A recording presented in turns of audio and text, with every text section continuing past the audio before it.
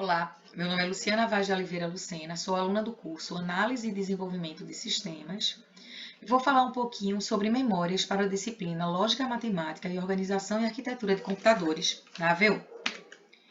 O computador é formado por vários componentes, entre eles está a memória. Mas o que é a memória?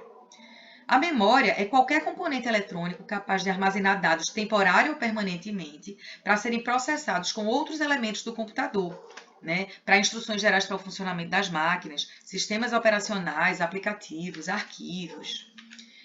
As memórias, podem ser divididas em dois tipos. Nós temos as memórias primárias e as memórias secundárias. As memórias primárias são aquelas memórias de acesso mais rápido, mas de capacidade mais restrita, e é a primeira memória acessada pelo processador.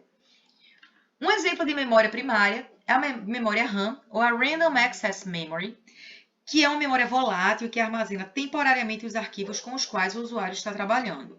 Outro tipo de memória é a memória ROM, ou a Reading Only Memory, que é uma memória não volátil que armazena permanentemente as instruções na máquina. Já os registradores são circuitos digitais capazes de armazenar e deslocar informações binárias e são tipicamente usados como um dispositivo de armazenamento temporário. São utilizados na execução de programas de computadores, disponibilizando um local para armazenar esses dados. Por fim, podemos citar a memória cache, que é um bloco de memória também de armazenamento temporário, porém elas são mais rápidas do que as memórias RAMs. Quando falamos de memórias secundárias, estamos nos referindo a memórias de acesso mais lento, mas de capacidade bem maior do que as memórias primárias. E elas armazenam um grande conjunto de dados que essas memórias principais não conseguem suportar e se valem de meios magnéticos externos à CPU para isso.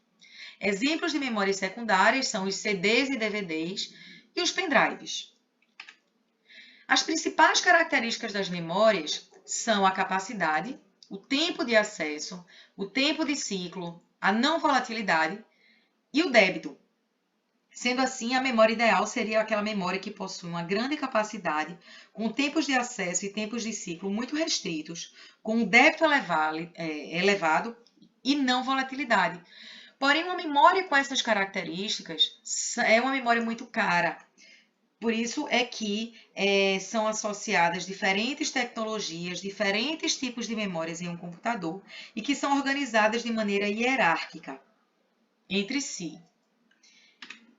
A hierarquia da memória consiste em diferentes níveis de memória associados a diferentes velocidades de acesso e tamanhos. Os níveis da hierarquia são subconjuntos uns dos outros e todos os dados encontrados em um nível também são encontrados no nível abaixo dele e assim sucessivamente. Essa hierarquia de memória ela normalmente é representada por uma pirâmide, em que na base da pirâmide estão aquelas memórias de baixo custo, com uma baixa velocidade, porém uma alta capacidade de armazenamento, como são as memórias secundárias. E à medida que se sobe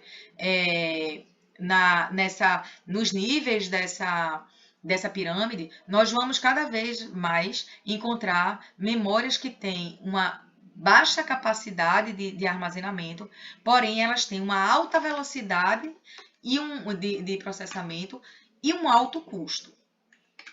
Percebe-se, portanto, que a memória ela é essencial para o funcionamento do computador, pois além de guardar os dados, seja de forma temporária ou de forma permanente, ela usa tais dados para permitir o funcionamento e a viabilização dos recursos de cada equipamento, de cada máquina, interferindo assim tanto no desempenho de cada um deles, como na quantidade de informação que eles armazenam.